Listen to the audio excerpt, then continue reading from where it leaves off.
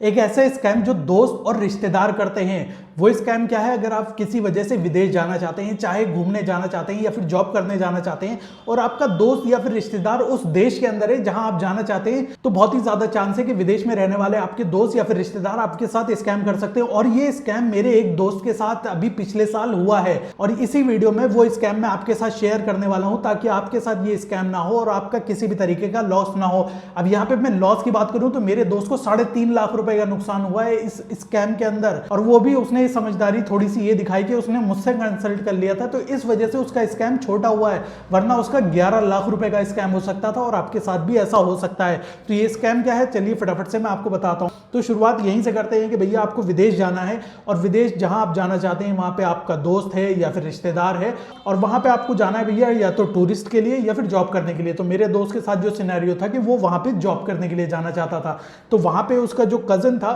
उसने कहा कि ऐसा है, तुम यहाँ पर आ जाओ, यहाँ पे बहुत सारी जो है अपॉर्चुनिटीज हैं जॉब की, जॉब बहुत ज़्यादा ओपन हो रही हैं, और ऐसा है वैसा है, तुम्हारी यहाँ नौकरी अच्छी लग जाएगी, यहाँ 5 लाख रुपए की इनकम है, 10 लाख रुपए की इनकम है, 2.5 लाख रुपए की इनकम है, मतलब लाखों में इनकम है।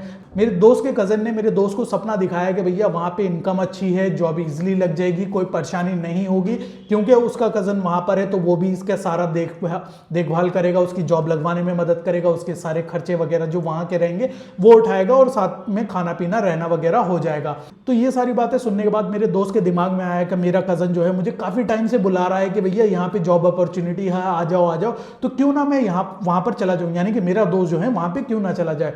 तो भैया उसी चीज का इसने सोच साच के जो है एक प्लान बनाया कि क्यों ना मैं ऑस्ट्रेलिया चलता हूं, जहां पे मेरा कजिन है, और वहीं पे मैं जॉब कर लूंगा। अब यहाँ पे मेरे दोस्त के कजिन ने क्या करा कि मेरे दोस्त को जो है अपने ट्रैवल एजेंट का नंबर दिया, और कहा कि ऐसा है कि ये ट्रैवल एजेंट है और ये ऑस्ट्रेलिया की वीजा वगैरह लगाता है, आप इससे बात कर लो, ये आपकी वीजा वगैरह लगा देगा।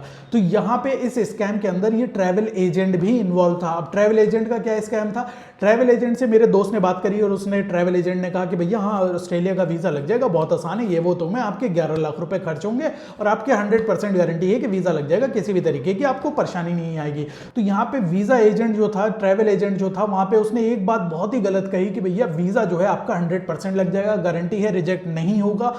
तो भैया ये चीज होती ही नहीं है कि भैया वीजा 100% लग जाएगा, ऐसी कोई चीज नहीं होती है। किसी भी देश का रिप्रेजेंटेटिव होता है तो वो उस देश की वीजा निकालता है, वो अलाउ करता है कि भैया मेरे देश में कोई बंदा जाएगा या नहीं जाएगा। एम्बेसी रिस्पॉन्सिबल होती है कि भैया किस बंदे को वीजा देना है, किस बंदे को वीजा रिजेक्ट करना है, और क्यों देना है क्यों नहीं देना है, ये सारी चीजें एम्बेसी में होती है। और एम्बेसी को ऑपरेट करता है एक एम्बेसडर। मान लो कि विदेश में कोई इंडियन एम्बेसडर है, अब उस देश का बंदा जो है, विदेश का जो बंदा है वो इंडिया आना चाहता है, यहाँ पे इंडियन एम्बेसी इन्वॉल्व होगी, इंडिया का जो ऑफिसर होगा वो इन्वॉल्व होगा, और वो देखेगा कि भैया जो बंदा हमारे देश में आना चाहता है क्या वो बंदा सही है कि नहीं सही है, हमारे देश को नुकसान तो नहीं पहुंचाएगा। जैसे कि विदेश से इंडिया में आया और इंडिया में रुक गया, गायब हो गया। बहुत सारे लोग जैसे इंडिया आते हैं फिर इंडिया से बाहर ही नहीं जाते, इंडिया में आके गायब हो जाते हैं, वो अपना रहना वगैरह शुरू कर देते हैं, इंडियन सिटीजन बन के रहते हैं। तो ऐसी चीज़ों को देखने के लिए वहाँ पे इंडियन एम्बेसी जो होती है डिसाइड करती है कि भैया उस बंदे को इंडियन पासपोर्ट वीज़ा देना चाहिए या फिर नहीं देना चाहिए। ऐसे ही अगर आप विदेश जाएंगे तो उस देश का जो भी ऑफिसर होगा, उस देश की जो भी एम्बेसी होगी, वो डिसाइड करेगी कि आपको वीज़ा देना है कि नहीं। क्या पता आप यहाँ से जो है किसी गलत इंटेंशन से जाओ, आप यहाँ से टूरिस्ट वीज़ा लेकर जाओ और वहाँ पे टूरिस्ट वीज़ा पे आप काम करने लग जाओ, 10-10 साल आप वहाँ पे टूरिस्ट वीज़ा में निकाल दो, तो भैया उस देश का तो नुकसान हो रहा है ना। आप उस देश में इलीगल एक्टिविटी कर रहे हो, उस देश को नुकसान पहुँचा रहे हो। तो इसी चीज़ों को देखते हुए ही एम्बेसी जो है आपका वीज़ा एक्सेप्ट करती है या फिर रिजेक्ट करती है।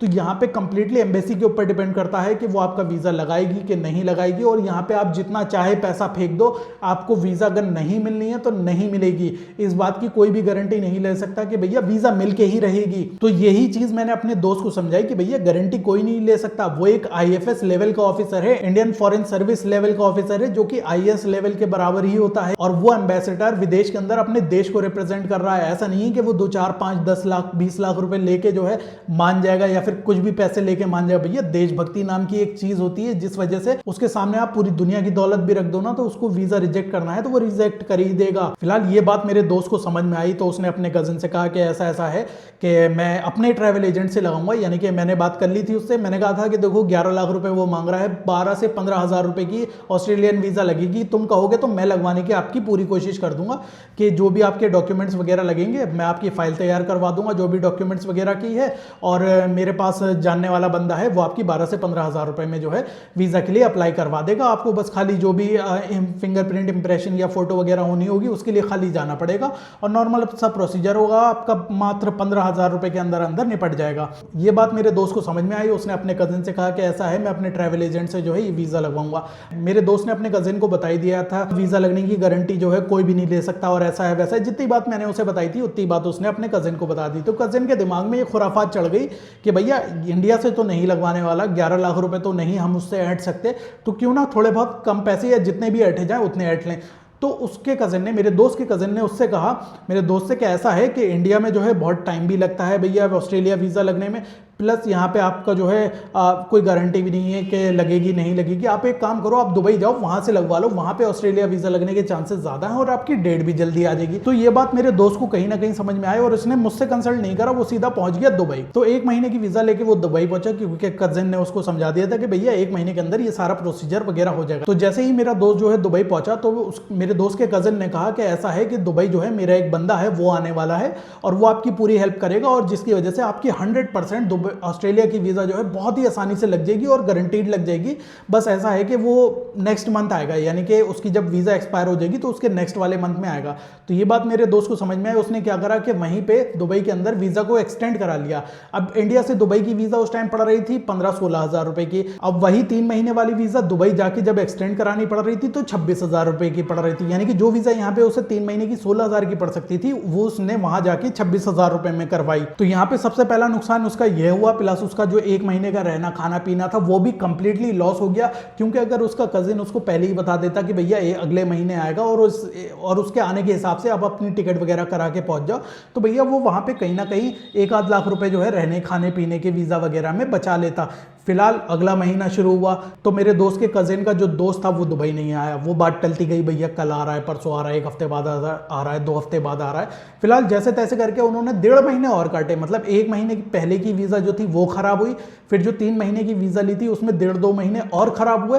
फिर मेरे दोस्त के कजिन का जो दोस्त था फिर वो दुबई आया।